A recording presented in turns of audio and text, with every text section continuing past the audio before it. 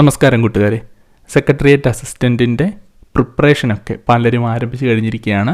ഇൻസ്റ്റിറ്റ്യൂഷൻസിലൊക്കെ ക്ലാസ്സുകളൊക്കെ തകൃതിയായിട്ട് തുടങ്ങിയിട്ടുണ്ട്. അപ്പോൾ പ്രിലിംസും മെയിൻസും മുന്നിൽ കണ്ടുകൊണ്ടുള്ള ഒരു പഠനമാണ് നമ്മൾ ആരംഭിക്കേണ്ടത്.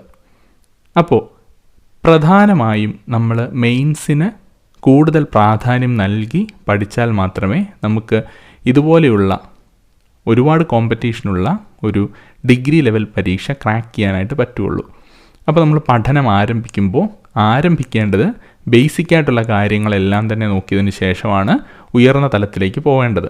ഞാനിതൊക്കെ നിങ്ങളോട് പറയാൻ കാരണം ഇന്ന് ഞാൻ നിങ്ങൾക്ക് പ്രധാനപ്പെട്ട ചില ബുക്കുകൾ പരിചയപ്പെടുത്താനായിട്ട് പോവുകയാണ്. ഒരു UPSC ലെവലിൽ ആളുകൾ പ്രിപ്പറേഷൻസ് നടത്തുന്ന ബുക്കുകളാണ് ഞാൻ നിങ്ങൾക്ക് പരിചയപ്പെടുത്തുന്നത്.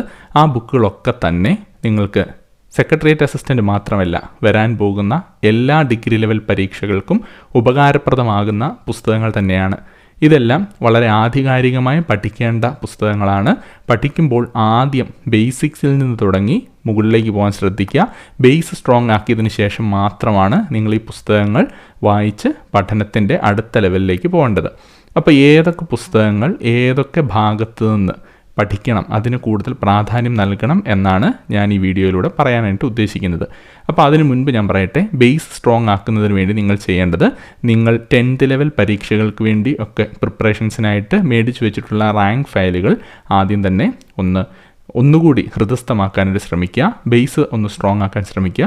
ഉദാഹരണത്തിന് നിങ്ങൾ ആദ്യം ജോഗ്രഫിയാണ് പഠിക്കാൻ ഉദ്ദേശിക്കുന്നതെങ്കിൽ ജോഗ്രഫിയിലെ ആ ഒരു പോർഷൻ, റാങ്ക് ഫയൽ പോർഷൻ ഒന്നുകൂടി ഒന്ന് വായിച്ചതിന് ശേഷം ഞാനിപ്പോൾ നിങ്ങളെ പരിചയപ്പെടുത്താൻ പോകുന്ന പുസ്തകം, അതിലെ പോയിൻറ്റ്സ് നമ്മുടെ സിലബസ് അനുസരിച്ചുള്ളവ തിരഞ്ഞെടുത്ത് പഠിക്കാനായിട്ട് നിങ്ങൾ ശ്രദ്ധിക്കേണ്ടതാണ്. അപ്പോൾ ഒരു സിലബസ് നിങ്ങൾ പ്രിൻ്റ് എടുത്ത് വെക്കണം. അതിനുശേഷം ഞാൻ ഈ പറയുന്ന പുസ്തകങ്ങളിലേക്ക് PDF നിങ്ങൾ സംഘടിപ്പിക്കണം.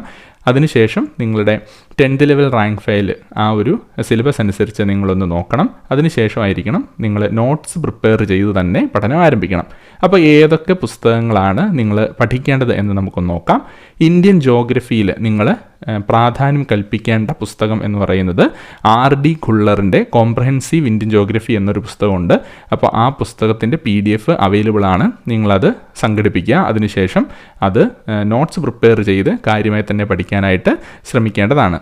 മോഡേൺ ഇന്ത്യൻ ഹിസ്റ്ററിയുടെ ആ ഒരു കാര്യത്തിൽ നിങ്ങൾ വളരെ ആധികാരികമായി പഠിക്കേണ്ട ഒരു പോർഷനാണ്. അത് വളരെ വിശദമായിട്ട് തന്നെ പഠിക്കേണ്ടതുണ്ട്. അപ്പോൾ അതിന് ആശ്രയിക്കാവുന്ന നല്ലൊരു പുസ്തകമാണ് ബിപിൻ ചന്ദ്രയുടെ മോഡേൺ ഇന്ത്യൻ ഹിസ്റ്ററി എന്ന പുസ്തകം. അപ്പോൾ ആ പുസ്തകം ആധികാരികമായിട്ട് പഠിക്കാനായിട്ട് ശ്രമിക്കുക. ഇനി കേരള ഹിസ്റ്ററിയുടെ കാര്യത്തിലാണെങ്കിൽ നമുക്ക് എല്ലാവർക്കും അറിയാം, ശ്രീധരമേനോൻ്റെ കേരള ചരിത്രം എന്ന പുസ്തകമാണ്. അതിനെ ആശ്രയിച്ചുകൊണ്ട് പഠനം മുന്നോട്ട് കൊണ്ടുപോയി അടുത്ത ലെവലിലേക്ക് പഠിച്ച് മുന്നേറുക. അടുത്തത് ഭരണഘടന, പൊളിറ്റി ഭാഗത്ത് നിന്ന് നമ്മൾ എല്ലാവർക്കും അറിയാവുന്ന ഒരു പുസ്തകം തന്നെയാണ് ലക്ഷ്മികാന്തിൻ്റെ ഇന്ത്യൻ പൊളിറ്റി എന്ന പുസ്തകം. അതിനെ ആശ്രയിക്കുക. അതിനുശേഷം ഇന്ത്യൻ എക്കോണമി, ഈയിടെയായിട്ട് പരീക്ഷകൾക്ക്, പ്രധാനമായും ഡിഗ്രി ലെവൽ പരീക്ഷകൾക്ക് ഇന്ത്യൻ എക്കോണമി വളരെയധികം വാസ്റ്റായിട്ട് ചോദിക്കുന്നുണ്ട്. വളരെ ഡീപ്പായിട്ട് തന്നെ ആ ഭാഗത്തു നിന്ന് ചോദ്യങ്ങൾ വരുന്നുണ്ട്. അപ്പോൾ അതിന് നമുക്ക് ആശ്രയിക്കാവുന്ന ഒരു പുസ്തകമാണ് രമേശ് സിംഗിൻ്റെ ഇന്ത്യൻ എക്കണോമിയെക്കുറിച്ചുള്ള പുസ്തകം. അത് വളരെ ആധികാരികമായിട്ട് നമുക്ക് പഠിക്കാവുന്ന ഒരു പുസ്തകമാണ്. ചോദ്യങ്ങൾ അതിൽ നിന്ന് ധാരാളമായി വരാൻ സാധ്യതയുള്ളൊരു പുസ്തകം കൂടിയാണ്. ഈ പുസ്തകങ്ങളെല്ലാം തന്നെ UPSC ഉദ്യോഗാർത്ഥികൾ അവർ പരീക്ഷയ്ക്ക് വേണ്ടി ആശ്രയിക്കുന്ന പുസ്തകങ്ങളാണ്. വേൾഡ് ഹിസ്റ്ററിയിലേക്ക് നമ്മൾ വരുമ്പോൾ കൃഷ്ണ റെഡ്ഡിയുടെ പുസ്തകം നമുക്ക് ആശ്രയിക്കാവുന്നതാണ്. അതുപോലെ തന്നെ തമിഴ്നാട് SCERTയുടെ ടെക്സ്റ്റ് ബുക്കുകൾ വേൾഡ് ഹിസ്റ്ററിയുടെ കാര്യത്തിൽ വളരെ നല്ലതാണ്. പ്രത്യേകിച്ചും ഈ ലോകത്തെ സ്വാധീനിച്ച വിപ്ലവങ്ങൾ എന്ന ഭാഗമൊക്കെ തമിഴ്നാട് SCERTയുടെ പുസ്തകങ്ങൾ വളരെ ആധികാരികമാണ്. നല്ല വിശദമായിട്ട് തന്നെ അവരതിനെക്കുറിച്ച് അവരുടെ പുസ്തകങ്ങൾ വിശദീകരിച്ചിട്ടുണ്ട്. പിന്നെ വേൾഡ് ജോഗ്രഫി എന്ന ഭാഗത്ത് നമുക്ക് GC ലിയോങ്ങിൻ്റെ പുസ്തകം ആശ്രയിക്കാവുന്നതാണ്. അതുപോലെ തന്നെ ഗവേണൻസ് എന്ന ഭാഗത്ത് നിന്ന് നമുക്ക് ലക്ഷ്മികാന്തിൻ്റെ തന്നെ ഗവേണൻസിനെ കുറിച്ചുള്ള പുസ്തകമുണ്ട്. അത് നമുക്ക് ആശ്രയിക്കാവുന്ന ഒരു പുസ്തകമാണ്. ഇനി ഈ PDFകളൊക്കെ എവിടെ ലഭിക്കും എന്ന് നിങ്ങൾ ചോദിച്ചു കഴിഞ്ഞാൽ ഇതിൻ്റെയൊക്കെ PDFകൾ നിങ്ങൾക്ക് നമ്മുടെ ടെലിഗ്രാം ഗ്രൂപ്പ് വഴി നൽകുന്നതായിരിക്കും. ടെലിഗ്രാം ഗ്രൂപ്പിൻ്റെ പേര് PSC പോയിൻ്റർ എന്നാണ്. വളരെ കുറച്ച് അംഗങ്ങൾ മാത്രമുള്ള ഒരു ടെലിഗ്രാം ഗ്രൂപ്പാണ്. നിങ്ങൾക്ക് ടെലിഗ്രാമിൽ പോയിട്ട് സെർച്ച് ചെയ്ത് കഴിഞ്ഞാൽ ഗ്രൂപ്പ് കാണാൻ സാധിക്കും. ഇനി നിങ്ങൾക്ക് അങ്ങനെ ആ ഗ്രൂപ്പ് ലഭിക്കുന്നില്ല എങ്കിൽ നിങ്ങൾ ഒന്ന് കമൻ്റായിട്ട് അറിയിച്ചു കഴിഞ്ഞാൽ ഞാനതിൻ്റെ ലിങ്ക് നിങ്ങൾക്ക് ഷെയർ ചെയ്ത് നൽകാം. അതിൽ ജോയിൻ ചെയ്ത് ഈ PDFകളെല്ലാം തന്നെ നിങ്ങൾക്ക് ഡൗൺലോഡ് ചെയ്ത് സൂക്ഷിച്ച് വെച്ച് പഠിക്കാവുന്നതാണ്. പിന്നെ എനിക്ക് നിങ്ങളോട് പറയാനുള്ള ഒരു കാര്യം എന്ന് പറയുന്നത്, നിങ്ങൾ ഇപ്പം പഠനത്തിന് വേണ്ടിയിട്ട് നിങ്ങൾക്ക് ആവശ്യമായ PDF-കളൊക്കെ കയ്യിലേക്ക് ലഭിക്കുന്നു. നിങ്ങളുടെ കയ്യിൽ സിലബസ് ഉണ്ട്, അതെല്ലാം കിട്ടി ഒരു ആരംഭ ശൂരത്വത്തിൽ നിങ്ങൾ നേരെ കയറി ഈ PDF-കൾ ഇപ്പം തന്നെ അങ്ങ് പഠിച്ചേക്കാം എന്നുള്ള ഒരു ചിന്തയിൽ, അത് ആത്മാർത്ഥത കൊണ്ടാവാം, ചിലപ്പം നിങ്ങൾക്ക് പെട്ടെന്ന് തന്നെ ജോലി ലഭിക്കണം എന്നുള്ള ആഗ്രഹം കൊണ്ടൊക്കെ ആവാം, പെട്ടെന്ന് തന്നെ കയറി ഈ PDF അങ്ങ് പഠിക്കാനായിട്ട് ശ്രമിച്ചാൽ ഒരിക്കലും നിങ്ങൾക്ക് സാധിക്കില്ല. നിങ്ങൾ മടുത്തുവും 1-2 ദിവസം കൊണ്ട് നിങ്ങൾ ഈ പഠനം നിർത്തുകയും ചെയ്യും. അപ്പോൾ നിങ്ങൾ ചെയ്യേണ്ട കാര്യം, ആദ്യം തന്നെ ചെയ്യേണ്ടത്, നിങ്ങൾ PSC പരീക്ഷകൾക്ക് നേരത്തെ പ്രിപ്പയർ ചെയ്തിരുന്ന ആളുകളാണെങ്കിൽ നിങ്ങളുടെ ആ ഒരു 10th ലെവൽ റാങ്ക് ഫയലൊക്കെ ഒന്നുകൂടി എടുത്തതിന് ശേഷം നിങ്ങൾ ഒരു പോർഷൻ, ഇപ്പോൾ ജോഗ്രഫിയിലെ ഒരു പോർഷൻ നിങ്ങൾ എടുക്കുന്നു, അല്ലെ ഇന്ത്യൻ ഹിസ്റ്ററിയിലെ ഒരു ഭാഗം എടുക്കുന്നു, അത് പഠിക്കുന്നു. അത് പഠിച്ചതിന് ശേഷം ആ ഭാഗത്തിൻ്റെ കൃത്യമായ വിശദീകരണങ്ങൾ നിങ്ങൾക്ക് ഈ പുസ്തകങ്ങളിൽ നിന്നും കണ്ടെത്താൻ സാധിക്കും. അത് നോട്ട് പ്രിപ്പയർ ചെയ്യുക, അത് പഠിക്കുക. ഒന്നുകൂടി നിങ്ങൾ ബേസിലേക്ക് പോവുക, വീണ്ടും ഈ ഭാഗം വീണ്ടും പഠിക്കുക. അങ്ങനെയുള്ള രീതിയിൽ പഠിച്ച് മുന്നോട്ട് പോകുമ്പോൾ മാത്രമേ നിങ്ങൾക്ക് മടുപ്പില്ലാതെ പഠിച്ചു കയറാനായിട്ട് സാധിക്കത്തുള്ളൂ. പിന്നെ നിങ്ങൾ മത്സരിക്കുന്നത് തീർച്ചയായിട്ടും പല ഇൻസ്റ്റിറ്റ്യൂഷൻസിലും പോയി പഠിക്കുന്ന ഉദ്യോഗാർത്ഥികളോടാണ്. അവർക്ക് അവിടെ സ്പൂൺ ഫീഡിങ് വഴി ഈ കാര്യങ്ങളൊക്കെ ലഭിക്കുന്നുണ്ട്.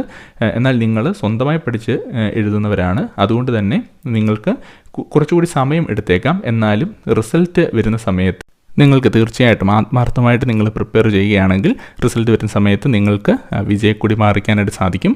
അവിടെ നിങ്ങളുടെ വിജയത്തിൻ്റെ പങ്കുപറ്റാനായിട്ട് ഒരാളും വരുന്നതല്ല. നിങ്ങൾക്ക് സ്വയം നിങ്ങൾ നേടിയെടുത്തു എന്ന ആത്മവിശ്വാസത്തോടു കൂടി നിങ്ങൾക്ക് ജോലിയിലേക്ക് പോകാവുന്നതുമാണ്. അപ്പോൾ ഈ ലിസ്റ്റിൽ ഞാൻ പറഞ്ഞിട്ടില്ലാത്ത കുറച്ച് കാര്യങ്ങൾ കൂടി ഒന്ന് പറഞ്ഞ് ഓർമ്മിപ്പിക്കാനായിട്ട് ശ്രമിക്കുകയാണ്.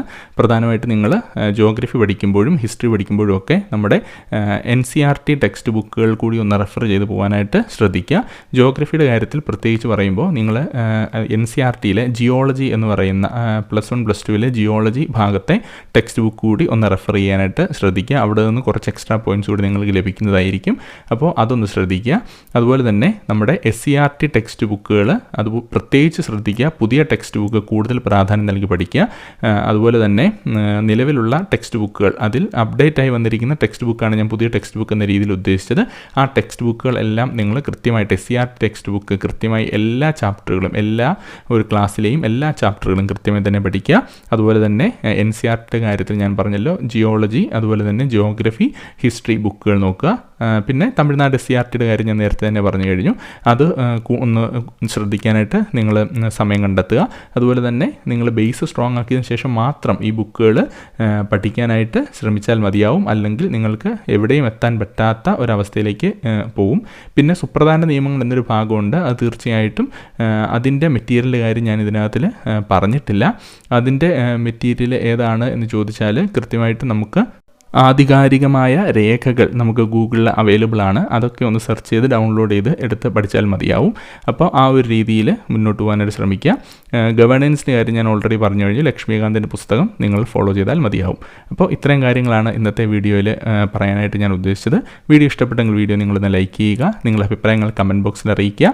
PSCയോ മറ്റ് കോമ്പറ്റേറ്റീവ് എക്സാമുകളോ പ്രിപ്പയർ ചെയ്യുന്ന കൂട്ടുകാർ നിങ്ങൾക്കുണ്ടെങ്കിൽ അവർക്ക് ഈ വീഡിയോ ഒന്ന് ഷെയർ ചെയ്ത് നൽകുക. ചാനലിലെ കൂടുതൽ വീഡിയോസ് ലഭിക്കാനായിട്ട് ചാനലിന് സബ്സ്ക്രൈബ് ചെയ്യുകയും ബെൽ ബട്ടൺ അമർത്തുകയും ചെയ്യുക. Thanks for watching.